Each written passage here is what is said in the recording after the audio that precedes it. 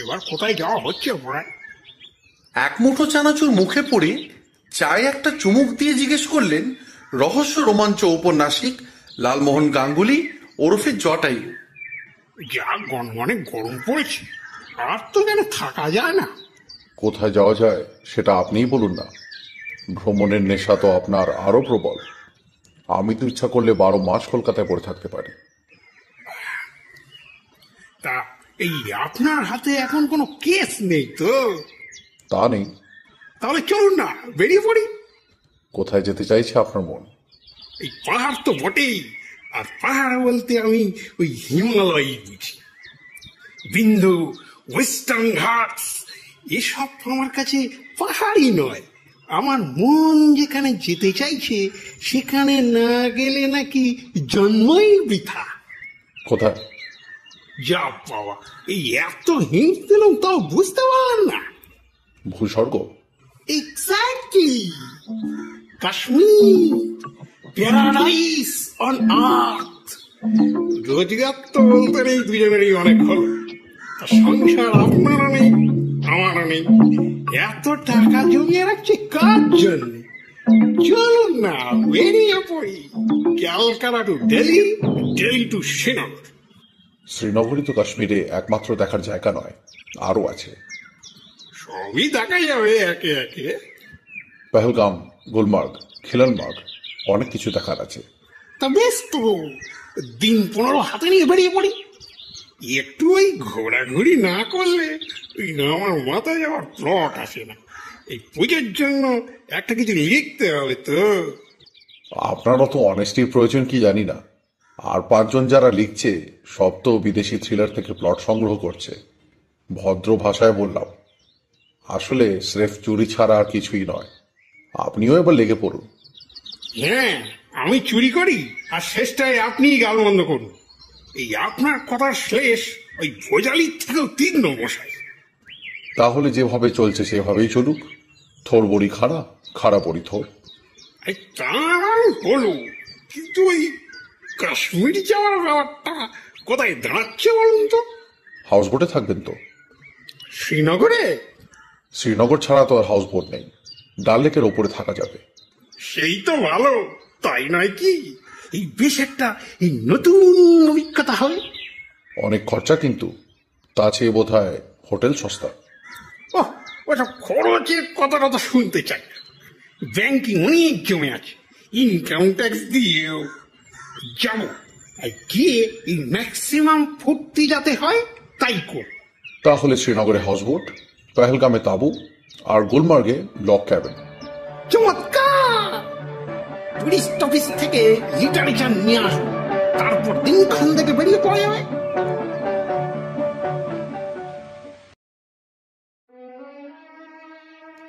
কাশ্মীরের প্রস্তাবটা ফেলুদারও মনে ধরেছিল, সেটা আমি বুঝেছিলাম। লালমোহনবাবু ঘন্টা 2-1 আড্ডা মেরে চলে যাওয়ার পর ফেলুদা টুরিস্ট অফিসে গিয়ে কাশ্মীর সম্বন্ধে পুস্তিকা ইত্যাদি নিয়ে চলে এলো। বলল, মনস্থির যখন করেই ফেলা হয়েছে তখন আর সময় নষ্ট করে লাভ নেই। আজ সোমবার, শনিবার নাগাদ বেরিয়ে পড়া যাবে। ঠান্ডা হবে না ওখানে? তা হবে, এবং তার জন্য তৈরি থাকতে হবে। লালমোহনবাবু সেটা জানেন তো? নিশ্চয়ই জানেন, তবে সাবধানের মার নেই। কাজেই ওকে সেটা ফোনে জানিয়ে দেখা দরকার। এমনিতেই তো যা শীত কাতুরে। 2 দিনের মধ্যেই লন্ড্রি থেকে আমাদের শীতের কাপড় এসে গেল। ঠিক হলো প্রথমে শ্রীনগরেই দিন 7 থাকা হবে, তারপর অন্য জায়গাগুলো দেখা যাবে। হাউস বোট কাশ্মীর ট্যুরিজম থেকে ব্যবস্থা করা হলো। একটা হাউস বোটে একটা পুরো ফ্যামিলি থাকতে পারে, তাই 3 জনের পক্ষে যথেষ্ট। আমি না গিয়ে পড়া পর্যন্ত কল্পনাই করতে পারছিলাম না ব্যাপারটা কিরকম হয়। নৌকোয় থাকা, তাও আবার লাক্সারি নৌকো, বোধহয় জমিদারি আমলের বজরার মতো। পুস্তিকায় ছবি দেখে বুঝলাম যে হাউস বোটগুলো কটেজের মতন দেখতে। সেই সঙ্গে আবার ছোট ছোট নৌকোর ছবিও দেখা যাচ্ছে, যাতে করে ডাল লেকে লোকে ঘুরে বেড়ায়, কারণ হাউস বোটগুলো নড়ে চড়ে বেড়ায় না। ফেলুদাকে বললাম, যা বুঝছি শ্রীনগর শহরটায় দেখবার জিনিসের মধ্যে আছে কিছু বিখ্যাত মোগল বাগান, তবে পাহাড় ঘেরা উপত্যকা সবকিছুর মধ্যে দিয়ে ঝেলাম বয়ে চলেছে তাছাড়া 2-3টে লেক, পপুলার, ইউক্যালিপটাস, চিনার গাছের সারি। মনে হয় জায়গাটা খুব সুন্দর। তবে গুলমার্গ পেহেলগামেও কিছু কম যায় না। পরে যদি 11,000 ফুট খিলনমার্গে ওঠা যায়, তাহলে সেখান থেকে নাঙ্গা পর্বতের নাকি এক অদ্ভুত ভিউ পাওয়া যায়। 15 দিনের জন্য খুব জমজমাট ট্যুর, কাজেই চিন্তা করার কিছুই নেই।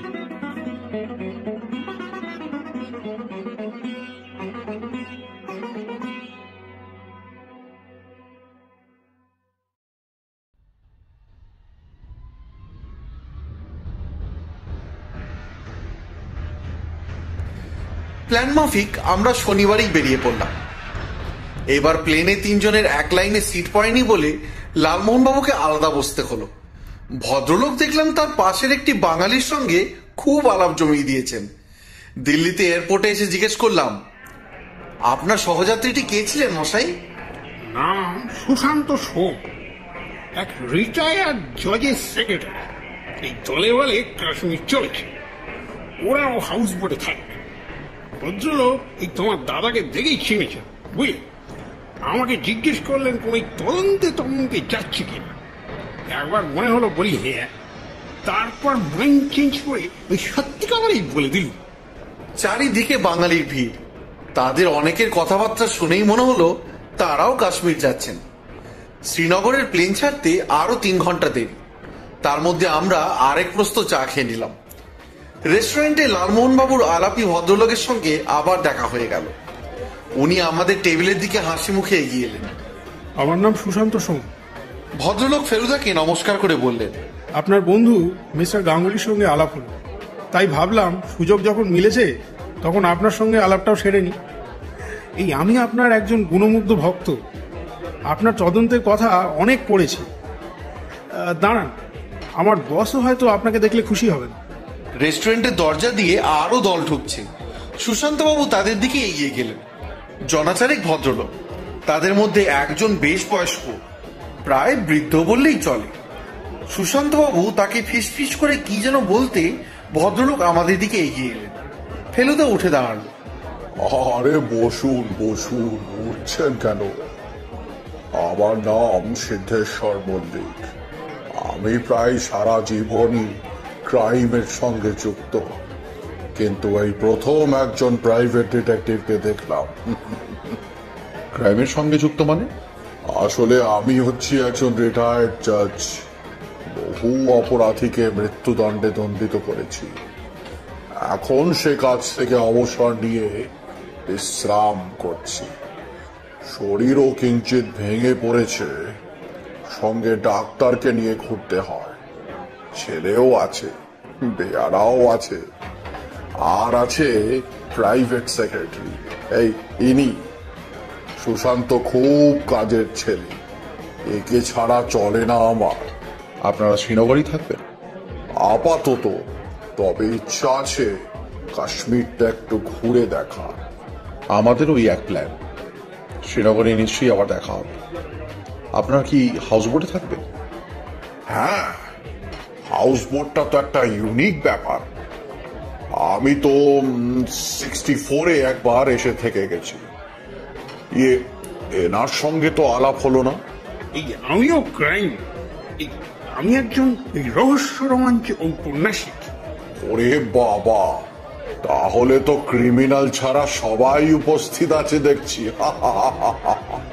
ঠিক আছে, দেখা হবে তবে শ্রীনগরে। আমরাও একটু চায়ের ব্যবস্থা দেখি গিয়ে চলি।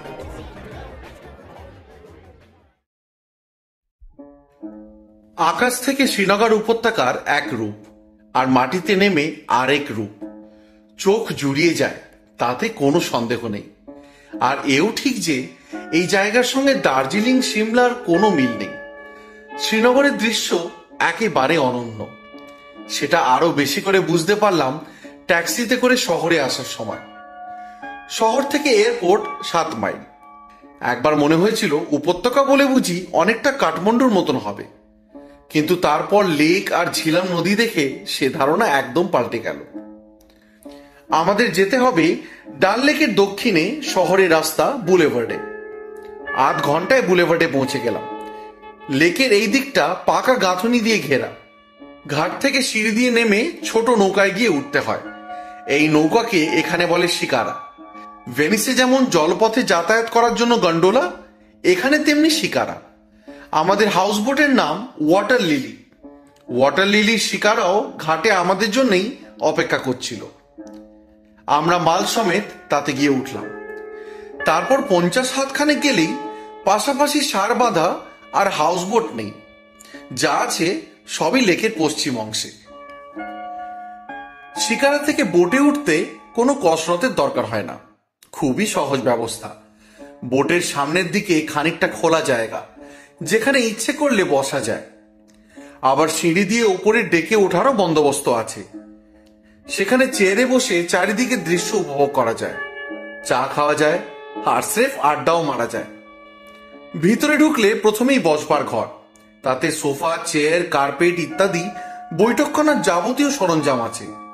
দেওয়ালে ছবি রয়েছে, ফুলদানিতে ফুল রয়েছে, আবার একটা ছোট লাইব্রেরিও রয়েছে। বসবার ঘরের পর খাবার ঘর, দুটো বেডরুম, বাথরুম ইত্যাদি। সব মিলিয়ে জলের ওপর একটি বাংলো বাড়ি, যাতে সব রকমের ব্যবস্থা আছে। কিচেনও আছে, তবে সেটা পেছন দিকে একটা ছোট্ট আলাদা নৌকোয়। লালমোহন বাবুর মুখে হাসি লেগেই আছে।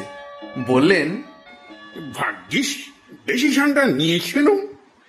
এর ক্রেডিট কিন্তু সবটাই আমার পাওনা। তোমার দাদা এই ভূস্বর্গের কথা ভাবেনি। আমি তো আপনার মতো লেখক নই, আইডিয়া আসা উচিত আপনার মাথা থেকে।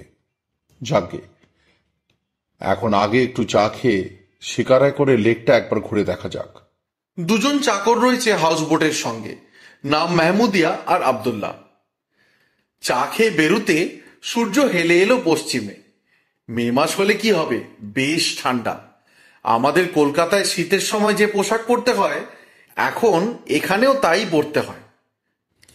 লেকের মাঝখানে একটা ছোট্ট দ্বীপ দেখা যাচ্ছে, ওটা কি? আমি জানতাম ফেলুদার কাশ্মীর সম্বন্ধে সমস্ত পড়াশোনা করে এসছে। ওটাকে বলে 4 চিনার। দ্বীপটার 4 কোণে 4টে চিনার গাছ রয়েছে। মেহমুদিয়া আর আব্দুল্লাহ শিকারা চালাতে আরম্ভ করলো। আমরা বাঁয়ে গোটা 10 হাউসবোট পেরিয়ে আসল লেকে গিয়ে পড়লাম। দুটো পাশাপাশি হাউসবোট নিয়ে রয়েছেন রিটায়ার্ড জজ সিদ্ধেশ্বর মল্লিক আর সাঙ্গপাঙ্গ। ডাল লেকের সৌন্দর্যের বর্ণনা দেবার ভাষা আমার জানা নেই। স্বচ্ছ কাঁচের মতো জল, হাওয়া নেই বলে ঢেউও নেই, তাই আয়নার মতন চারিদিকে পাহাড়গুলো প্রতিফলিত হচ্ছে। এখানে ওখানে পদ্ম, শালুক, শ্যাপলা ফুটে রয়েছে। শিকারা সেগুলো পাশ কাটিয়ে চলছে। লালমোহন বাবুকে আবার কবিতায় পেয়েছে। বললেন, কাশ্মীর সম্পর্কে আমাদের এথিনিয়াম স্কুলের মাস্টার ওই বৈকুণ্ঠ মল্লিক, তার লেখা একটা 8 লাইনের কবিতা আছে। এই ভদ্রলোক এই বহু জায়গায় ঘুরেছিলেন তো, আর সেই সব জায়গা নিয়ে পদ্য লিখে গেছে। এই কাশ্মীরেরটা শুনুন ফেলবো, কিরকম ডিসেন্ট। করি নত শীত তোমারই প্রণমী কাশ্মীর, কুমারিকার অপর প্রান্তে অবস্থান তব ভারতের উত্তর সীমান্তে। রাজধানী শ্রীনগর, ঝিলামের জলে ধোয়া অপূর্ব শহর, কত হ্রদ, কত বাগ, কত বাগিচা, অন্য নগরের সাথে তুলনা করিতে যাওয়া মিছা। বাহ, দিব্যি। যদিও বুঝলাম সেটা জটায়ুর মনে কষ্ট না দেবার জন্য। কবিতায় লালমোহনবাবু রুচিটা যে একটু গোলমেলে, তার পরিচয় এর আগেও অনেকবার পেয়েছি। শুধু কবিতা নয়, ডাল লেকের দৃশ্যে ভদ্রলোককে গানেও পেয়েছে। গুনগুন করে কি যে গাইছেন জিজ্ঞেস করতে বললেন উর্দু গজল।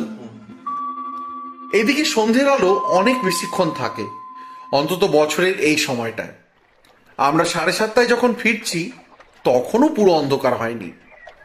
সুশান্ত সোম তাদের হাউসবোটের সামনের বারান্দায় দাঁড়িয়েছিলেন।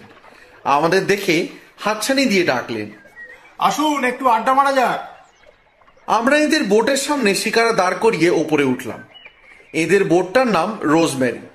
এদের পাশেই রয়েছে এদের অন্য বোট, সেটার নাম মিরান্ডা। রোজমেরিতে থাকেন সুশান্ত সোম আর জজ সাহেবের ছেলে, নাম বিজয় মল্লিক। মিরান্ডাতে আছেন মিস্টার মল্লিক, তার ডাক্তার হরিনাথ মজুমদার আর বেয়ারা প্রয়াগ। চায়ের অর্ডার দিয়ে ওপরের ডেকে উঠে সুশান্ত সোম ফেলুদাকে বললেন, আপনার তাস চলে? 3 তাস? অভ্যেস নেই, তবে তাসের প্রায় সব খেলাই মোটামুটি জানা আছে। কিন্তু হঠাৎ এই প্রশ্ন কেন? নিচের বৈঠকখানায় তাসের আড্ডা জমেছে। এত লোক পেলেন কোথায়? প্লেনে 2 ভদ্রলোকের সঙ্গে আলাপ হয়েছে বিজয়। একজন বাঙালি, নাম সরকার, আরেকজন পাঞ্জাবি। 3 জনেই জুয়ারি। আমরা 4 জনে বসলাম। সত্যি কলকাতা যে কোন সুদূরে চলে গেছে তার কোনো হিসেবই নেই। হাউস বোটের টপ ডেকে বসে চা খাওয়ার আয়োজন, এ এক অভাবনীয় ব্যাপার। আমাদের ডান দিকের হাউস বোটে সাহেবেরা এসে উঠেছে। সেখান থেকে বিলিতি বাজনার শব্দ আসছে। জানলা দিয়ে দেখা যাচ্ছে সাহেব মেম সেই বাজনার সঙ্গে নাচছে সামনের বৈঠকখানায়। ফেলুদা সুশান্তবাবুকে উদ্দেশ্য করে প্রশ্ন করল, সিদ্ধেশ্বর বাবু কতদিন হলো রিটায়ার করেছেন? 5 বছর। ওর তখন 60 বছর বয়স। কিন্তু জাজের তো রিটায়ার করার কোনো বাধ্যবাধকতা নেই। ওর শরীরটা একটু খারাপ হয়ে গিয়েছিল, অ্যানজাইনা। ভদ্রলোকের রিটায়ার করার ইচ্ছা ছিল না, কিন্তু ডাক্তারের কথায় বাধ্য হয়ে করতে হয়। উনি বহু অপরাধীর প্রাণদণ্ড দিয়েছেন। এক সময় বলেন, আমার শেষ জীবনে দুঃখ আছে। এত লোককে ফাঁসিতে পাঠালে তার একটা প্রতিক্রিয়া হবেই। উনি ডায়েরি লিখতেন। সে ডায়েরি সব এখন আমার হাতে, কারণ আমি ওর একটা জীবনী লিখছি। যদিও সেটা আত্মজীবনী হিসেবেই বেরোবে।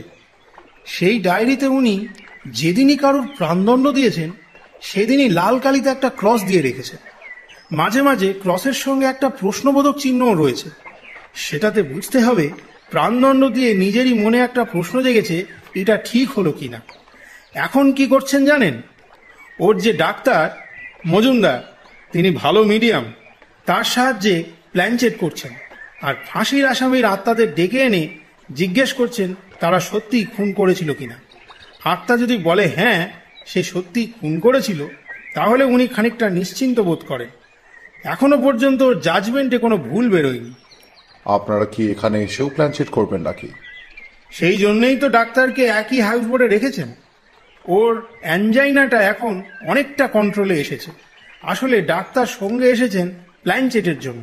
আজ রাত্রেও কি আপনাদের প্ল্যানচেট হবে? আজ হয়তো হবে না, কিন্তু 2-1 দিনের মধ্যেই শুরু হয়ে যাবে নিশ্চয়ই। কেন বলুন তো? আমি ইন্টারেস্টেড। অবশ্যই উনি আমার উপস্থিতি বরদাস্ত করবেন কিনা সেটা একটা প্রশ্ন। সেটা আমি বলে দেখতে পারি। উনি আপনার প্রতি বেশ প্রসন্ন, সেটা আমি এর মধ্যেই বুঝেছি। আর এমনিতে প্ল্যানচেটের ব্যাপারে উনি কোনো গোপনতা অবলম্বন করেন না। যা ফলাফল হয় সবই তো ওর আত্মজীবনীতে যাবে। আমি তো সম্পূর্ণ রেকর্ড রাখছি।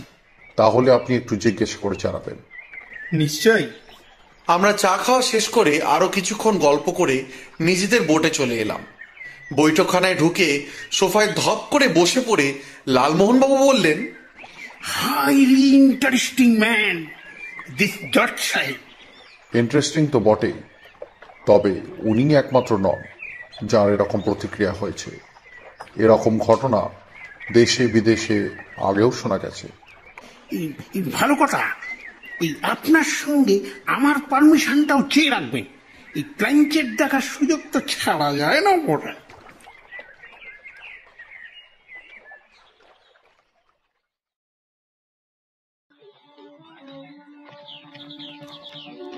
দেখতে দেখতে 4 দিন কেটে গেল।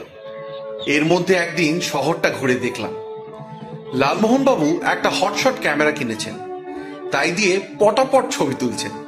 সেগুলো শহরের মেহতা অ্যান্ড কোম্পানিতে ডেভেলপার প্রিন্ট করে দেখা গেল মন্দ ওঠেনি। যদিও লালমোহনবাবুর নিজের মন্তব্যে হাইলি প্রফেশনাল মোটেই মানা যায় না। নিশাতবাগ, শালিমার আর চশমা শাহী এক সকালে বেরিয়ে দেখে এলাম। মনটা চলে গেল সেই জাহাঙ্গীর শাহজাহানের আমলে। এই ট্রিপটা আমরা করেছিলাম মল্লিক ফ্যামিলির সঙ্গে, ফলে তাদের সঙ্গে আলাপটাও আরো জমে উঠল। সিদ্ধেশ্বর বাবু ফেলুদাকে বললেন, আপনি শুনেছি আমার প্ল্যানচেট সম্বন্ধে কৌতূহল প্রকাশ করেছেন। আপনি প্ল্যানচেটে বিশ্বাস করেন? আমার মনটা খুব খোলা, জানেন। প্ল্যানচেট, স্পিরিচুয়ালিজম ইত্যাদি সম্বন্ধে আমি অনেক পড়েছি। পরলোকের সঙ্গে যোগাযোগ করা যে সম্ভব সেটা বহু জ্ঞানী গুণী ব্যক্তি বলে গেছেন। সেক্ষেত্রে প্ল্যানচেট সম্বন্ধে অবজ্ঞা প্রকাশ করার কোনো মানে হয় না। তবে যেমন সবকিছুর মধ্যে থাকে তেমনি এর মধ্যেও ধাপ্পাবাজি চলে। আসলে মিডিয়াম যদি খাঁটি হয় তাহলেই ব্যাপারটা বিশ্বাসযোগ্য হয়ে ওঠে। Doctor Majumdar is a first rate medium. আপনি একদিন বসে দেখুন না।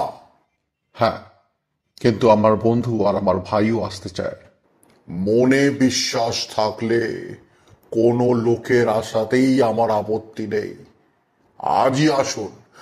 ভালো কথা, আমি কাদের আত্মা নামাচ্ছি জানেন তো? যেসব লোকদের আপনি প্রাণদণ্ড দিয়েছেন তাদের তো? হ্যাঁ, আমি জানতে চাইছি আমার জাজমেন্টের কোনো ভুল হয়েছে কিনা। এখনো পর্যন্ত সেরকম ভুল পাইনি। আপনারা রোজ একটি করে আত্মা নামান? হ্যাঁ, একটার বেশিতে ডাক্তারের ভয়ানক স্ট্রেইন হয়। তাহলে কটায় আসবো? আসুন রাত 10টা নাগাদ। ডিনারের পর বসা যাবে। তখন চারিদিকটা বেশ নিস্তব্ধ হয়ে যায়। কি বলেন? ডিনারের পর আমরা মিস্টার মল্লিকের হাউস বোটে গিয়ে হাজির হলাম। বসবার ঘরে প্ল্যানচেটের ব্যবস্থা হয়েছে। একটা টেবিলকে ঘিরে 5টা চেয়ার রাখা হয়েছে। বুঝলাম চেয়ারগুলো খাবার ঘর থেকে আনা হয়েছে। আমরা আর সময় নষ্ট না করে কাজে লেগে গেলাম। মিস্টার মল্লিক বললেন, আজ আমরা রামস্বরূপ রাউত বলে একটি বিহারি ছেলের আত্মাকে নামাবো। এই ছেলেটির আজ থেকে 10 বছর আগে ফাঁসি হয় এবং আমি সে ফাঁসির জন্য দায়ী ছিলাম। আমার বিশ্বাস এর ফাঁসির দণ্ড হওয়া উচিত ছিল না, কিন্তু জুরির ভার্ডিক্ট ছিল গিল্টি, আর খুনটাও ছিল একটু নৃশংস ধরনের। তাই আমি সাময়িক ভ্রান্তিবশত জেনে শুনেও প্রাণদণ্ডের আদেশ দিই, যদিও আমার মনে এই আদেশের যথার্থতা সম্পর্কে যথেষ্ট সন্দেহ ছিল। কেসটা এমন চতুরভাবে সাজানো হয়েছিল যাতে ছেলেটিকে অপরাধী বলেই মনে হয়। মজুমদার, তুমি তৈরি তো? জানলার সব পর্দা টেনে দিয়ে ঘরটাকে একেবারে অন্ধকার করে দেওয়া হয়েছিল। আমরা সকলে যে যার জায়গায় বসেছি। আমার ডান দিকে ফেলুদা, বাঁ দিকে লালমোহন বাবু। ফেলুদার ডান পাশে মিস্টার মল্লিক, আর তার পাশে লালমোহন বাবুর বাঁ দিকে ডক্টর মজুমদার। ছেলেটির বয়স ছিল 19। ষাট চেহারা, নাকের নিচে সরু কোপ, গায়ের রং পরিষ্কার। বিহারের ছেলে, নাম রামস্বরূপ রাউত। ছুরি দিয়ে খুনের মামলা। ঘটনাস্থল কলকাতার বাগবাজারের একটা গলি। ছেলেটিকে দেখে কিন্তু খুনি মনে হয়নি। আপনারা নিজেদের কল্পনা অনুযায়ী একটা চেহারা স্থির করে নিয়ে তাতে মনঃসংযোগ করার চেষ্টা করুন।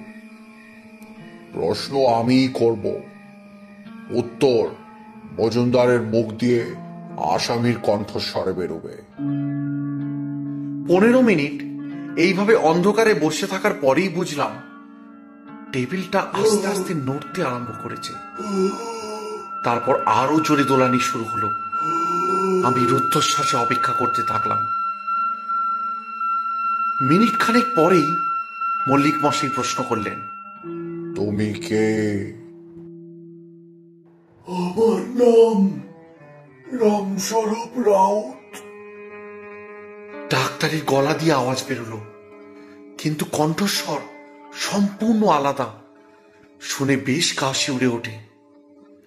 মিস্টার মল্লিক আবার প্রশ্ন করলেন, তোমার ফাঁসি হয়েছিল 1977 সালে? আমি তোমার মৃত্যুদণ্ডের জন্য দায়ী, তা তুমি জানো তো? জানি। খুনটা কি তুমিই করেছিলে? না, তবে কে করেছিল? ছেদিলাল। সে ভয়ানক দৈত্য ছিল। তার অপরাধ, সে অত্যন্ত চতুরভাবে আমার ঘাড়ে ফেলে। পুলিশ আমাকেই দোষী সাব্যস্ত করে। আমি সেটা জানি। আমি তোমাকে দেখেই বুঝেছিলাম যে তোমার দ্বারা এই খুন সম্ভব নয়, কিন্তু শেষ পর্যন্ত আমি তোমাকেই মৃত্যুদণ্ডে দণ্ডিত করি। সে নিয়ে এখন আর ভেবে কি হবে? আমি চাই তুমি আমাকে ক্ষমা করো। সেটা আমি খুব সহজেই করতে পারি, তবে আমার আত্মীয় বন্ধুদের মধ্যে যারা জীবিত আছে তারা ক্ষমা করবেন কিনা জানি না। তাদের কথা আমি ভাবছি না, তোমার ক্ষমাটাই আমার প্রয়োজন। মৃত্যুর পর আর কারুর ওপর কোনো আক্রোশ থাকে না। তোমাকে অনেক ধন্যবাদ। মিস্টার মল্লিক উঠে গিয়ে ঘরের বাতিটা জ্বালিয়ে দিলেন। ডক্টর মজুমদারের জ্ঞান আসতে আরো মিনিট 2-1 লাগলো। এ এক বিচিত্র অভিজ্ঞতা হলো বটে।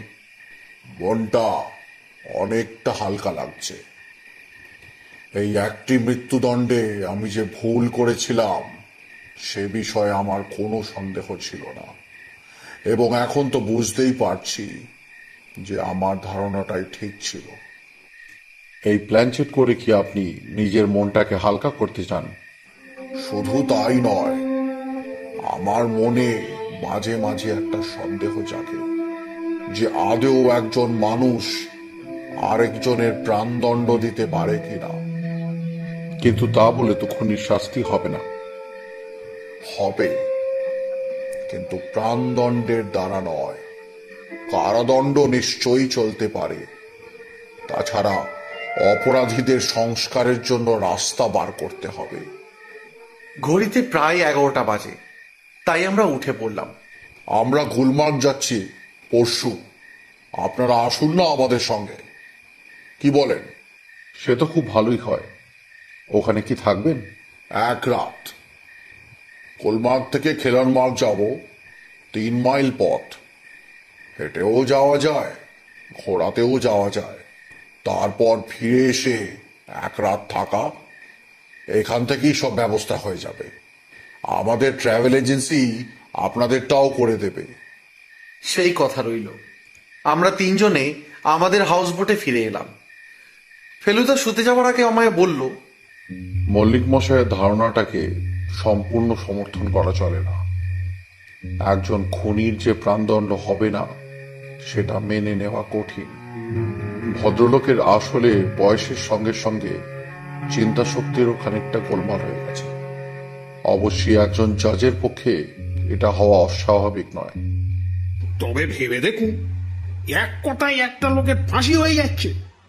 কতখানি ক্ষমতা দেয়া থাকে একজন জজের হাতে। এই ক্ষমতা সম্পর্কে সচেতন হয়ে পড়লে একজন বিবেক সম্পন্ন মানুষের মনে সংশয় আসতে পারে বই কি। সেটা অবশ্য ঠিক।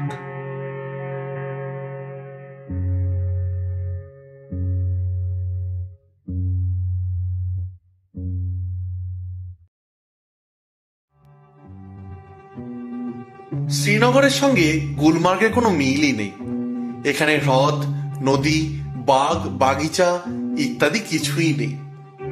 যা আছে তা হলো ঢেউ খেলানো পাহাড়ের গায়ে মসৃণ ঘন সবুজ ঘাস, যা দেখতে একেবারে মখমলের মতন। আর আছে ঝাউবন আর পাইন বন, আর ইতস্তত ছড়ানো কিছু কাঠের ঘর বাড়ি। সব মিলিয়ে ছবির মতন সুন্দর। এই পাহাড়ের গায়ে গলফ খেলা হয়, আর শীতকালে যখন ঘাস বরফে ঢেকে যায় তখন স্কিইং হয়। শ্রীনগর থেকে টাংমার্গ পর্যন্ত 28 মাইল ট্যাক্সি করিয়ে আসতে হয়। তারপর শেষের চড়াই 4 মাইল যেতে হয় ঘোড়াতে। কলকাতায় থাকতেই ফেলুদা লালমোহন বাবুকে বলে দিয়েছিল যে কাশ্মীরে ঘোড়ায় চড়তে হবে। ভয় নেই, উটের চেয়ে অনেক সহজ। লালমোহন বাবু একেবারে পাকাপোক্ত রাইডিং ব্রিচেস করিয়ে এনেছিলেন। গুলমার্গে ঘোড়ার পিঠ থেকে নেমে বললেন, ঘোড়া চড়ার মতন সহজ ব্যাপার আর নাকি নেই। আমাদের সঙ্গে মল্লিক মশাইরাও এসছেন।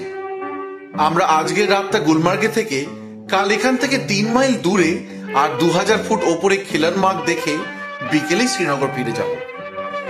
থাকার জন্য আমরা পাশাপাশি দুটো ক্যাবিন নিয়েছি। আমাদেরটা ছোট, ওদেরটা বড়। বিকেলে ক্যাবিনের বারান্দায় বসে চা খাচ্ছি, এমন সময় 3 জন ভদ্রলোক এসে হাজির।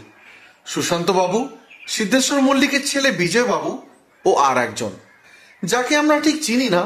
সুপুরুষ চেহারা, টকটকে রং, বয়স 30-32। সত্যি বলতে কি 3 জনেই মোটামুটি একই বয়সী। সুশান্ত বাবু নতুন ভদ্রলোকের সঙ্গে আলাপ করিয়ে দিয়ে বললেন, এর নাম অরুণ সরকার, ইনি কলকাতায় ব্যবসা করেন। আমাদের সঙ্গে এখানে এসে আলাপ। জুয়ারিদের একজন বললে বোধহয় আপনার চিনতে আরো সুবিধা হবে। সকলেই হেসে উঠল। আমরা এসেছি কেন বোধহয় বুঝতেই পারছেন। প্রাইভেট ইনভেস্টিগেটরের সঙ্গে আলাপ করতে এরা দুজনেই খুব ব্যগ্র। তাছাড়া শুনছিলাম আপনার বন্ধু মিস্টার গাঙ্গুলিও একজন নামী লেখক। ওর সব বইই নাকি বেস্ট সেলার। লালমোহন বাবু মাথা হেঁট করে হেঁ করে একটু বিনয়ের ভাব দেখালেন। বিজয় মল্লিক আর অরুণ সরকারের খাতিরে ফেলুদাকে তার গোটা 2-3টে বিখ্যাত কেসের বর্ণনা দিতে হলো। শেষ হয়ে যাবার পর সরকার ফেলুদাকে জিজ্ঞেস করলেন, আপনার কি কাশ্মীর এই প্রথম? হ্যাঁ, এই প্রথম। আমি কিন্তু আপনাকে প্রথমে দেখে কাশ্মীরি ভেবেছিলাম। আপনি বোধহয় এখানে আরো একবার এসছেন। তা এসেছি। ইনফ্যাক্ট আমার ছেলেবেলার কয়েকটা বছর শ্রীনগরেই কেটেছে। বাবা এখানের এক হোটেলে ম্যানেজারি করতেন। তারপর বছর 20 আগে আমরা কলকাতা চলে যাই। এখানকার ভাষা আপনার জানা নেই?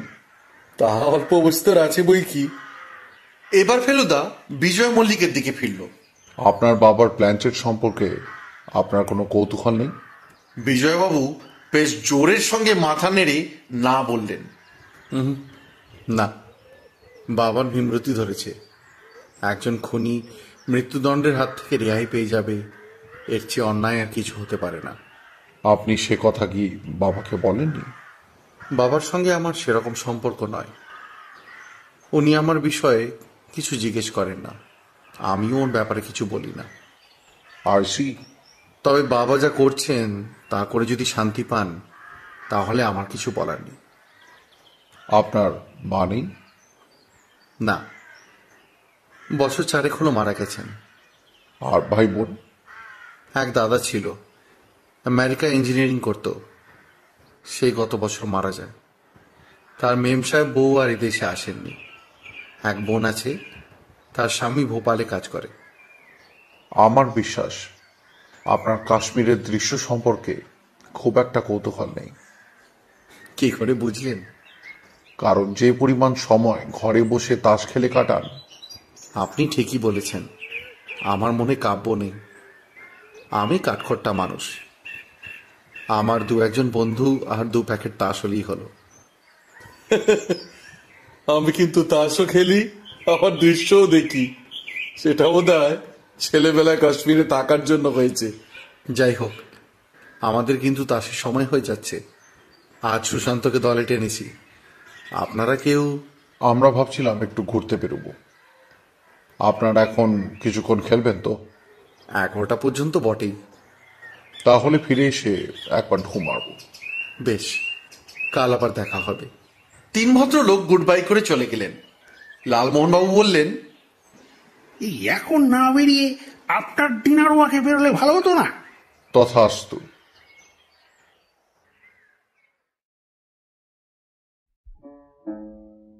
এখানে ক্যাবিনের সঙ্গে বাবুর্চি রয়েছে। তাকে বলে দিয়েছিলাম রাত্রিরে ভাত আর মুরগির কারি খাবো। দেখলাম দিব্যি রান্না করে। 8:30টার মধ্যে খাওয়া হয়ে গেল। এত তাড়াতাড়ি ঘুম আসবে না, তাই তিনজনেই বেশ উৎসাহের সঙ্গে রাতে গুলমার্গ শহর দেখতে বেরোলাম। নিরিবিলি শহর, তাদের মধ্যে দিয়ে তিনজন হেঁটে চলেছি। পথে যে লোক একেবারে নেই তা নয়, ভারতীয়দের মধ্যে বিদেশি টুরিস্টও মাঝে মাঝে চোখে পড়ে। সত্যি বলতে কি, হিসেব নিলে বোধহয় বিদেশি টুরিস্টের সংখ্যাই বেশি হবে। লালমোহন বাবু এখনো গুনগুন করে গজল গাইছেন। খালি শীতের জন্য গলায় মাঝে মাঝে অযথা গিটকিরি চলে আসছে। শীত লাগছে? তা লাগছে, তবে মনে হয় খুব স্বাস্থ্যকর ঠান্ডা। তা হতে পারে, কিন্তু আমার মনে হয় এসব জায়গায় বেশি রাত না করাই ভালো। চতপসে ফেরা যাক। আমরা উল্টো মুখে ঘুরলাম। শহর আর আমাদের ক্যাবিনের মধ্যে একটা ব্যবধান আছে, সেখানে বসতি নেই বললেই চলে। আমরা সেই জায়গাটা দিয়ে হাঁটছি, এমন সময় হঠাৎ একটা ব্যাপার ঘটল। কি যেন একটা জিনিস সনসন শব্দে আমাদের মাথার পাশ দিয়ে গিয়ে রাস্তার ধারে একটা গাছের গায়ে লেগে মাটিতে পড়ে গেল। আমাদের মাথা বলছি, কিন্তু আসলে সেটা ঠিক ফেলুদার কান ঘেঁষে বেরিয়ে গেল। ফেলুদার কাছে টর্চ ছিল, সেটা জ্বালিয়ে গাছের তলায় ফেলতেই দেখা গেল বেশ বড় একটা পাথর। সেটা ফেলুদার মাথায় লাগলে নির্ঘাত একটা কেলেঙ্কারি কাণ্ড হতো। প্রশ্নটা হচ্ছে, কে এই লোকটা যে এভাবে আক্রমণটা করলো? আর এর কারণই বা কি? আমরা তো সবেই এখানে এসেছি, এখনো গোলমেলে ব্যাপার তো কিছুই ঘটেনি। তদন্তের কোনো প্রশ্নই উঠছে না। তাহলে এই হুমকির মানে কি? ক্যাবিনে ফিরে এসে ফেলুদা গম্ভীরভাবে বলল, ব্যাপারটা মোটেই ভালো লাগছে না। আমাকে পছন্দ করছে না কেউ, এবং গোয়েন্দাকে হাঁটানোর চেষ্টা একটাই কারণ হতে পারে, কোনো কুকীর্তি হতে চলেছে। অথচ সেটা যে কি, সেটা আন্দাজ করার এখন কোনো উপায় নেই। এই আপনার সেই .32 কোল্ট রিভলভারটা আশা করি এনেছেন? ওটা বাক্সেই রাখা থাকে, কিন্তু রিভলভার ব্যবহার করার সময় এখনই এলো কই? কোনো ক্রাইম তো ঘটেনি এখনো। যাই হোক, এই রাত্রিরে এই দরজা জানালা সব ভালো করে বন্ধ করে শুতে হবে। এখানে রিস্ক নেওয়া চলবে না। এই আশ্চর্য ব্যাপার মশাই, এই আপনার সঙ্গে ছুটিতে কোথাও বেরোলেই কি গন্ডগোল শুরু হবে? ফেলুদা একটু ভেবে বলল, যাই, ওদের সঙ্গে একটু তাস পিটিয়ে আসি। আমি ঘন্টাখানেকের মধ্যেই ফিরব, আপনারা শুয়ে পড়ুন।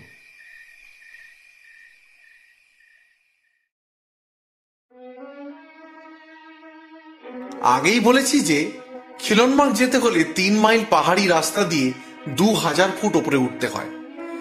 আমরা দুই ক্যাবিনের বাসিন্দারা আগে থেকেই ঠিক করে রেখেছিলাম যে তাড়াতাড়ি ব্রেকফাস্ট খেয়ে 9টার মধ্যে বেরিয়ে পড়ব। সেটাই করা হলো। আমাদের মধ্যে এক মিস্টার মল্লিকই ঘোড়া নিলেন, আর সকলে হেঁটে যাওয়া স্থির করলাম। শুনেছি পথের দৃশ্য অতি চমৎকার, আর দুপাশে অনেক ফুল গাছ। লালমোহনবাবু বললেন, এই 7 দিনেই এনার্জি বেড়ে গেছে মশা। এই হেঁটে 2000 ফুট পাহাড়ে ওঠাটা কোনো ব্যাপার বলেই মনে হচ্ছে না। সত্যি পথের দৃশ্য অপূর্ব। আমরা তিনজন মোটামুটি একসঙ্গেই হাঁটছি, বাকি ওদের দল ভাগ হয়ে ছড়িয়ে পড়েছে। আমরা দলে আছি সব শুদ্ধ 9 জন। আমরা তিনজন, মিস্টার মল্লিক, বিজয় মল্লিক, ডক্টর মজুমদার, সুশান্ত বাবু, মিস্টার সরকার আর বিয়ারা প্রয়াগ। প্রায় 2 ঘন্টা লাগলো 2000 ফুট উঠতে। আর উঠেই এক আশ্চর্য দৃশ্য আমাদের হকচকিয়ে দিল। আমরা একটা পাহাড়ের পিঠে এসে উপস্থিত হয়েছি। মাটিতে বরফ, সামনে বরফের পাহাড়, আর উল্টো দিকে ছড়িয়ে আছে গাছপালা, নদী, হ্রদ সমেত দিগন্ত বিস্তৃত উপত্যকা। আর তারও পিছনে আকাশের গায়ে যেন খোদাই করা রয়েছে নাঙ্গা পর্বত। এই বোধ হয় ক্লাইম্যাক্স। কাশ্মীরের চেয়ে সুন্দর আর কিছু আছে কি? লালমোহনবাবু ক্যামেরা নিয়ে ব্যস্ত হয়ে পড়েছেন, বারবার বলছেন, এই আসুন না, এই একটা গ্রুপ তুলি ওই ওই ওই বরফের উপর দাঁড়িয়ে। হঠাৎ বাকি দল থেকে একটা শোরগোল শোনা গেল। সেটা একটা প্রশ্নের আকার নিয়ে আমাদের কানে এলো। মন্টু কই? মন্টু, কোথায় গেলি রে? প্রশ্নটা করছেন মিস্টার মল্লিক অত্যন্ত ব্যস্ত কণ্ঠে। বুঝতে অসুবিধা হলো না যে মন্টু হলো বিজয় মল্লিকের ডাক নাম, কারণ দলের মধ্যে একমাত্র তিনিই অনুপস্থিত। কোথায় গেলেন ভদ্রলোক? এতই পিছিয়ে পড়েছেন নাকি? না, তা তো হতে পারে না। এরা একটু ছাড়া ছাড়া ভাবে হাঁটছিলেন ঠিকই, কিন্তু বিজয়বাবু কি একেবারে দলছুট হয়ে গেছিলেন? এবার সুশান্ত সোমের গলা শোনা গেল।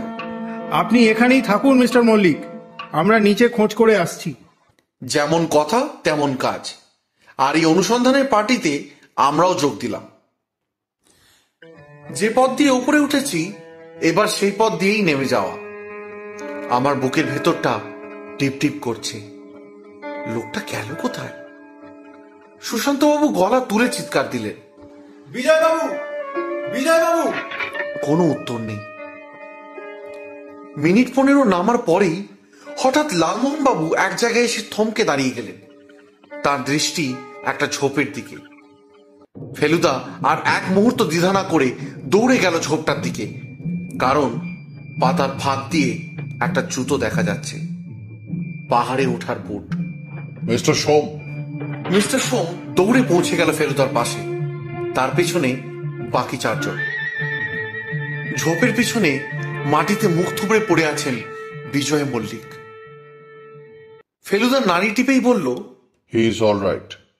মনে হয় মাথায় চোট লেগে অজ্ঞান হয়ে গেছে। কাছেই একটা ঝর্ণা ছিল, তা থেকে আজলা করে জল এনে মুখে ঝাপটা দিতে ভদ্রলোক চোখ খুলে এদিক ওদিক মাথা নাড়লেন। তারপর আস্ফুট স্বরে প্রশ্ন করলেন, কোথায়? আপনার এই অবস্থা হলো কি করে? কেউ ধাক্কা। আপনি যেখানে পড়েছেন মনে হয় আপনাকে অনেক ওপর থেকে গড়িয়ে পড়তে হয়েছে। হ্যাঁ, তাই। একটা ফুল দেখছিলাম ঝুঁকে পড়ে। অজ্ঞানটা হয়েছেন এই গাছের গুঁড়িতে মাথা ঠোকাকে। তাই হবে। আপনি দেখুন তো উঠতে পারেন কিনা। ফেলুদা ভদ্রলোকের দুহাত ধরে নিজের কাঁধের ওপর রেখে উঠে দাঁড়ালো। একটু টলমলে অবস্থার পর ভদ্রলোক দেখলাম নিজেকে সামনে নিলেন। ফেলুদা এবার মাথাটা দেখে বলল, একটা জায়গায় চোট লেগেছে, রক্ত বেরোয়নি, তবে জায়গাটা ফুলে গেছে। 2-3 দিন একটু ভোগাবে আপনাকে। এখন আপনি ফিরে চলুন। একটা ঘোড়ার ব্যবস্থা করতে পারলে সবচেয়ে ভালো হয়, তা না হলে আস্তে আস্তে হেঁটে চলুন। পরে এক সময় আপনার সঙ্গে একটু কথা বলার ইচ্ছে রইল। বিজয়বাবু এতক্ষণে মোটামুটি চাঙ্গা হয়ে গেছেন। কেবল 2-1 বার মাথার একটা বিশেষ জায়গায় আলতো করে হাত বোলালেন। আমি মনে মনে ভাবছি, ভদ্রলোকের এই দশা করলো কি এবং কেন? গুলমার্গে ফিরতে ফিরতে বিকেল হয়ে গেল। আমরা যে যার ক্যাবিনে চলে গেলাম। খানসামাকে চায়ের অর্ডার দেওয়ার পর লক্ষ্য করলাম ফেলুদার ভুরুটা অস্বাভাবিক রকম কুঁচকে আছে। চায়ের পর দেখি বিজয়বাবু নিজেই এসে হাজির, সঙ্গে সুশান্তবাবু আর মিস্টার সরকার। বাধ্য হয়ে আপনার কাছে আসতে হলো। আমি এত হতভম্ব আর কোনোদিন হইনি। আপনার উপর আক্রোশ থাকতে পারে এমন কেউ নেই এখানে? কে থাকতে পারে বলুন? তাহলে তো সুশান্ত বা ডক্টর মজুমদার বা মিস্টার সরকারের কথা বলতে হয়। সে তো হাস্যকর ব্যাপার হতো। কাশ্মীরে এসে পূর্ব পরিচিত কারোর সঙ্গে দেখা হয়নি? না। কলকাতাতে এমন কেউ নেই আপনার ওপর যার কোনো আক্রোশ থাকতে পারে? আমি তো সেরকম কারোর কথা জানি না। আপনি তো কলকাতাতেই পড়াশোনা করেছেন। হ্যাঁ। গ্র্যাজুয়েট? হ্যাঁ, স্কটিশ চার্চ কলেজে। মোটামুটি নির্ঝঞ্ঝাট ছাত্র জীবন ছিল? ঠিক তাও বলা যায় না। কেন? কলেজে সেকেন্ড ইয়ারে থাকতে কুসঙ্গে পড়ি, নেশা ধরি, ড্রাগস। Hard drugs? হ্যাঁ, কোকেন, মফেন। তারপর? বাবা টের পেয়ে যান। বাবা তো তখনও জাজ। হ্যাঁ। তারপর? তিনি আমার এই অভ্যেস ছাড়ানোর প্রাণান্ত চেষ্টা করেন, কিন্তু পারেন না। তারপর আশা ছেড়ে দেন। এই অবস্থাতেও আপনি গ্র্যাজুয়েট হতে পেরেছিলেন? আমি খুবই ভালো ছাত্র ছিলাম। আপনি কি বাড়িতেই থাকতেন? কিছুদিন ছিলাম, তারপরে আর পারিনি। বাড়ি ছেড়ে বেরিয়ে পড়ি। কানপুরে এক আশ্চর্য লোকের সংস্পর্শে আসি। সাধুই বলতে পারেন, নাম আনন্দ স্বামী। তখনও আমি নেশায় মত্ত, কিন্তু ভদ্রলোকের সংস্পর্শে এসে আমার নেশা চলে যায়। এক মিরাকল ছাড়া আর কিছুই বলা যায় না। আমি আবার আগের অবস্থায় ফিরে যাই। তারপর বাড়ি ফেরেন? হ্যাঁ, বাবা আমার সমস্ত দোষ ক্ষমা করে দেন। তখন আপনার বয়স কত? 27-28 বছর বয়স হবে। তারপর আপনি চাকরি করেন? বাবাই একটা ফার্মে ঢুকিয়ে দেন। আমি এখনো সেই ফার্মেই আছি। আপনার জুয়ার প্রতি একটা আসক্তি আছে, তাই না? তা আছে। সেটা কোনো সমস্যার সৃষ্টি করছে না তো? না। আপনাকে যদি জিজ্ঞেস করা যায় আপনার কোনো শত্রু আছে কিনা, আপনি কি বলবেন? যতদূর জানি আমাকে খুন করতে চাইবে এমন কোনো শত্রু আমার নেই। ছোটখাটো শত্রু বোধহয় সকলেরই থাকে, তার পেছনে ঈর্ষা থাকতে পারে। এটা তো অস্বাভাবিক নয়, সেটা নিশ্চয়ই আপনিও স্বীকার করবেন। 100 বার। এবার আরো দু একজনের সম্বন্ধে আপনাকে আরো দু একটা প্রশ্ন করে নি। ডক্টর মজুমদারকে আপনি কতদিন ধরে চেনেন? উনি আমাদের ফ্যামিলি ফিজিশিয়ান। আজ প্রায় 15 বছর হলো। বেশ। আবার সুশান্ত বাবুকে একটা প্রশ্ন। বলুন। আপনি কতদিন হলো মিস্টার মল্লিকের সেক্রেটারি কাজ করছেন? ওর রিটায়ার হওয়ার সময় থেকে, তার মানে 5 বছর। বেয়ারা প্রয়াগ কতদিন আছে? ও আন্দাজ 5 বছর। মিস্টার মল্লিকের পুরনো বেয়ারা মকবুল হঠাৎ মারা যায়, তারপর উনি প্রয়াগকে রাখেন। বেশ, আজ এই পর্যন্তই থাক। তারপরে দরকার হলে আবার প্রশ্ন করতে পারি তো? নিশ্চয়ই।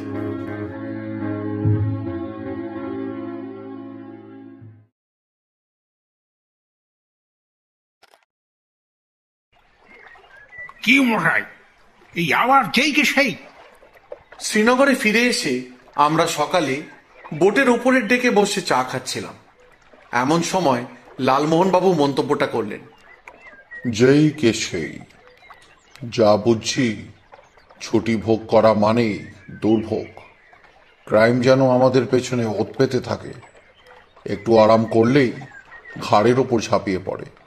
তবে এবার যেরকম হতভম্ব হয়েছি সেরকম কখনো হয়েছি বলে মনে পড়ে না।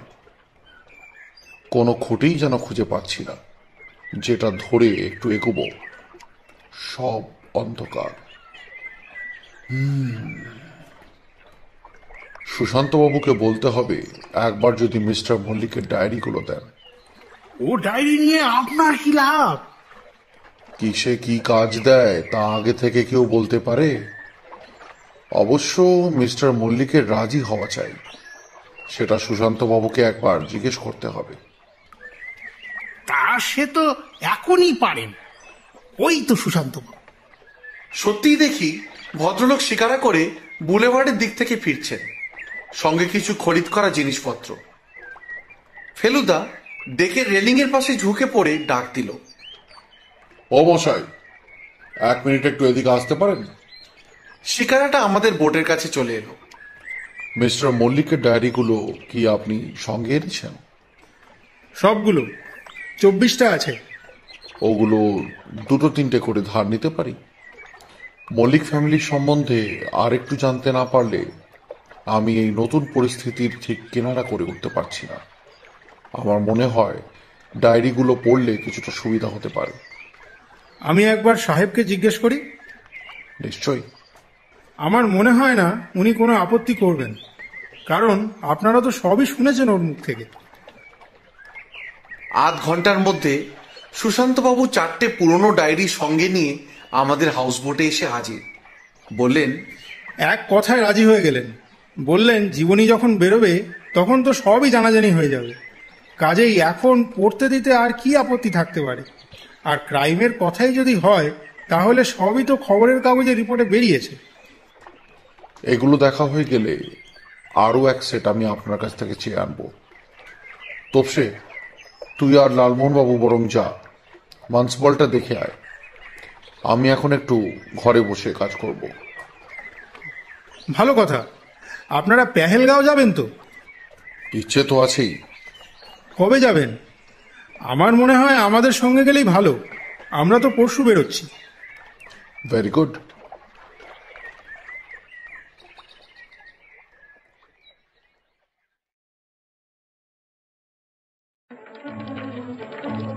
মানসবল লেকের মতো স্বচ্ছ জল আমি আর কোনো লেকে দেখিনি। জলের একেবারে তল অব্দি উদ্ভিদ দেখা যায়। ভারী অদ্ভুত লাগে দেখতে। লালমোহন বাবু দৃশ্য উপভোগ করলেন ঠিকই, কিন্তু বুঝতে পারছিলাম মাঝে মাঝে ওর ফেলুদার তদন্তের কথা মনে পড়ে যাচ্ছে। একবার বললেন, তোমার দাদা ওই ডায়েরিগুলো পড়ছেন কেন সেটাই তো বুঝতে পারছি না। এই যাদের একবার ফাঁসি হয়ে গেছে তারা তো আর খুন খারাপি করতে পারবে না। সেটা ফেলুদাকেই বুঝতে দিন না। মানসবল শ্রীনগর থেকে 18 মাইল দূরে। আমাদের ফিরতে ফিরতে হয়ে গেল সন্ধ্যে 6:30। ফেলুদা দেখলাম বৈঠকখানায় সোফায় বসে তখনও ডায়েরি নিয়ে পড়ছে। কোনো কাজ হলো কি? কাজ কিসে হয় সেটা অনেক সময় আগে থেকে বোঝা যায় না। আপাতত আমার কাজ হচ্ছে তথ্য সংগ্রহ করা। নতুন তথ্য কিছু বেরিয়েছে, শুধু ডায়েরি থেকে নয়। যেমন বিজয়বাবু বলছেন যে যেদিন উনি ঘাড়ে ধাক্কা খেয়েছিলেন তখন একটা ঠান্ডা ধাতব স্পর্শ অনুভব করেছিলেন। আমার মতে সেটা আংটি ছাড়া আর কিছুই হতে পারে না। তবে তাতেও যে খুব সুবিধা হচ্ছে তা নয়, কারণ আংটি এখানে 3 জন পড়েন, সুশান্তবাবু, মিস্টার সরকার আর প্রয়াগ। আর যদি এ দলের বাইরে কেউ থাকে তাহলে তো চমৎকার। তাহলে আমাদের কোনো তদন্তই কাজে দেবে না। কিন্তু সেরকম দল কি বেশি ছিল? তা ছিল না ঠিকই। এই আমার তো একটিও মনে পড়ছে না। একটি ছিল, পাঞ্জাবি দল। তবে তাদের 5 জনের মধ্যে 3 জনই ছিল ঘোড়ার পিঠে। এই আশা করি আর কোনো গোলমাল হবে না। আপনার মুখে ফুল চন্দন পড়ুক। ভূস্বর্গে এসে এসব ঝামেলা ভালো লাগে না, বিশেষ করে যখন বুদ্ধি খাটাবার কোনো স্কোপ পাওয়া যাচ্ছে না।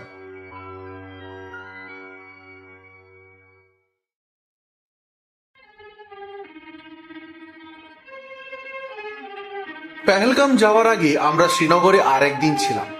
তার মধ্যে ফেলুদা মিস্টার মল্লিকের বাকি ডায়েরিগুলো পড়া শেষ করে ফেলল।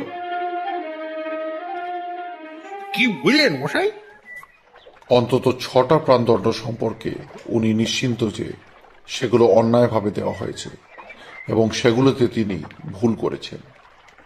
এই 6টা কেসেই কারাদণ্ড হওয়া উচিত ছিল। একটি বিশেষ কেস যেখানে আবার আসামি হচ্ছেন কাশ্মীরি, নাম সপ্রু। সেখানে ফাঁসির হুকুম দেওয়ার পর মল্লিকের খুব অনুশোচনা হয়। তারপরেই অবশ্যই ওর অ্যানজাইনার পেইন আরম্ভ হয় এবং উনি কিছুদিনের মধ্যে রিটায়ার করেন।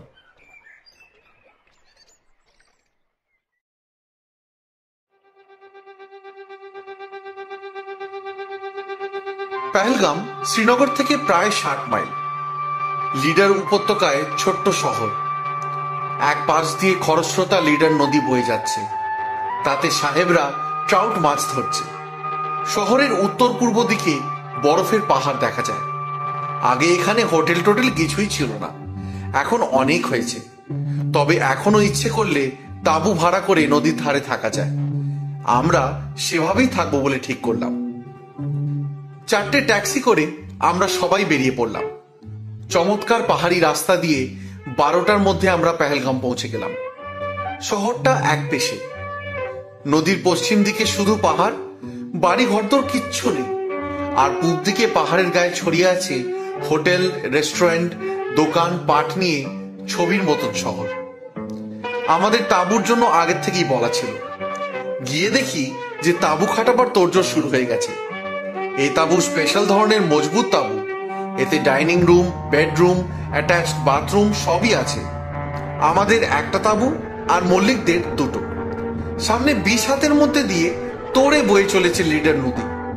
তার একটানা শব্দ কখনো থামে না। লালমোহনবাবু হলিউডের ছবির কথায় চলে গেলেন, বললেন, মরাই এই একমাত্র ওয়েস্টার্ন ছবিতেই এইরকম আউটডোর লাইট দেখি।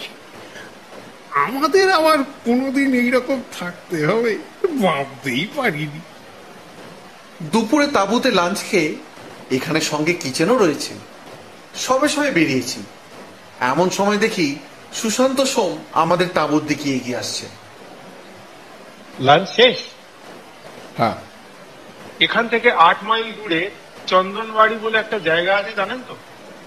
যেখানে একটা বরফের ব্রিজ আছে যেটা সারা বছর থাকে, হ্যাঁ, সেটা দেখতে যাওয়ার মতলব করছেন নাকি? গেলে তো সবাই একসঙ্গে গেলেই ভালো হয়, তাই নয় কি? তবে আজ সবে এলাম, আজ ভাবছিলাম পেহেলগামটাই ঘুরে দেখব। চন্দনবাড়ি কাল গেলে হয় না? আমারও সেই আইডিয়া, শুধু আপনাদেরকে ইনভাইট করতে এলাম। অবশ্যই একসঙ্গে যাব। আমাকে ছাড়া বোধহয় আপনাদের আর চলবে না। এর মধ্যেই যা একটা কেলেঙ্কারি কাণ্ড ঘটে গেল, এটাকে তো অ্যাটেম্পটেড মার্ডার ছাড়া আর কিছুই বলা যায় না।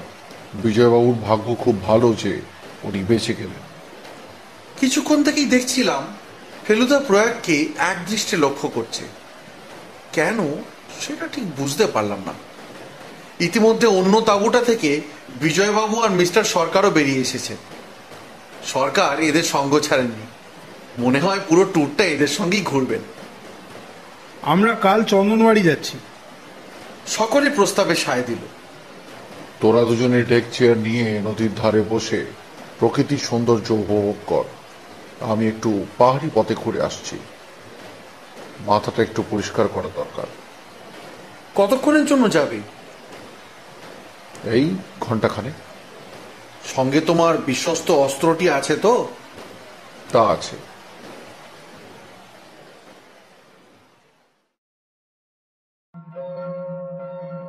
ফেলুদা চলে গেল। লালমোহন বাবুর মাথায় একটা নতুন গল্পের প্লট এসেছে, সেটা আমাকে শুনিয়ে পরখ করে দেখে নিলেন। আমি আবার কিছু ইমপ্রুভমেন্ট সাজেস্ট করলাম। এই করতে করতে প্রায় ঘন্টা দেড়েক বেরিয়ে গেল। নদীর ধারে বসে থাকলে বোরিং লাগে না, তাই সময়টা বেশ কেটে যাচ্ছিল। এমন সময় লালমোহন বাবু বললেন, এই 2 ঘন্টা হতে চললো, তবু তোমার দাদা এলেন না। সত্যি তো, এটা তো আমার খেয়ালই হয়নি। কি করা যায় বলো তো? ফেলুদার সঙ্গে থেকে থেকে আমারও অভ্যেস হয়ে গেছে মুহূর্তে ডিসিশন নেওয়া। আমি উঠে পড়লাম। চলুন ওকে খুঁজতে বেরোই। এই চলো চলো।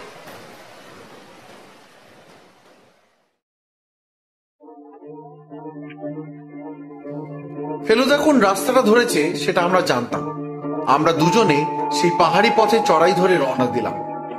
পাইন বনের মধ্যে দিয়ে পথ, পরিবেশ চমৎকার, কিন্তু আমাদের সেসব উপভোগ করার মনের অবস্থা নেই। ফেলুদা বলেছিল 1 ঘন্টায় ফিরবে। এই বিষয়ে ওর কথা নড়চড় হয় না। কিছু একটা গন্ডগোল নিশ্চয়ই হয়েছে। 8 ঘন্টা হাঁটার পরেই যা খুঁজছিলাম তা পেয়ে গেলাম। একটা ঝোপের ধারে মাটিতে হাত পা ছড়িয়ে পড়ে আছে ফেলুদা। আমার গলা মুহূর্তে শুকিয়ে গেল।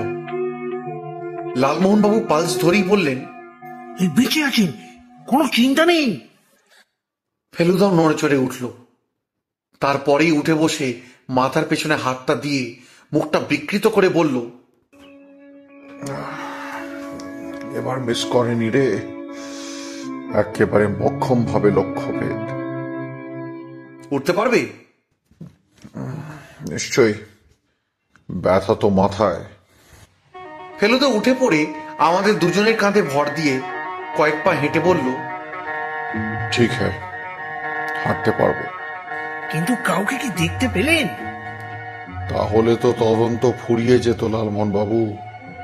সে লোক অত কাঁচা নয়, কটা 3 চাক, আর একটু মাথাটা না খাটালে চলছে না।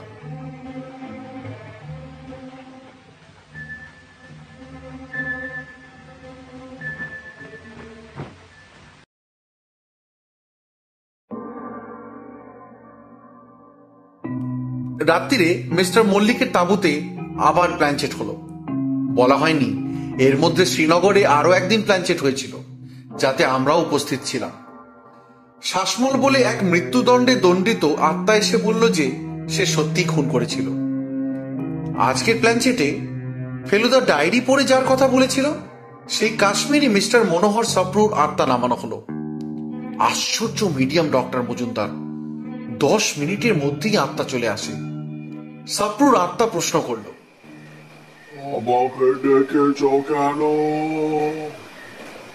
তোমাকে প্রাণদণ্ডে দণ্ডিত করেছিলাম আমি। সে খুনের মামলায় আমি ছিলাম জাজ। সেটা আমি জানি। আমার বিশ্বাস হয়েছিল খুনটা তুমি করো। খুন করেছিল হরিদাস ভগত। পুলিশ ভুল তদন্ত করেছিল, কিন্তু এখন আর তাতে কিছু এসে যায় না। কিন্তু আমি যে সেই 78 থেকে দুশ্চিন্তায় ভুগছি। তুমি কি আমার কাছে ক্ষমা চাও? হ্যাঁ, বেশ, বললাম তোমায় ক্ষমা। কিন্তু আমার যে আত্মীয়রা জীবিত আছে, ওরা তোমায় ক্ষমা করেনি, করবে না। তাতে কিছু এসে যায় না। আমি তোমার ক্ষমা চাই। বেশ, ক্ষমা করলাম। আমি আসি। প্ল্যানচেট শেষ হলো। মিস্টার মল্লিক আবার স্বস্তির নিঃশ্বাস ফেললেন। আমরা নিজেদের তাঁবুতে ফিরে এলাম। বালিশে মাথা রাখার 10 মিনিটের মধ্যেই ঘুম চলে এলো।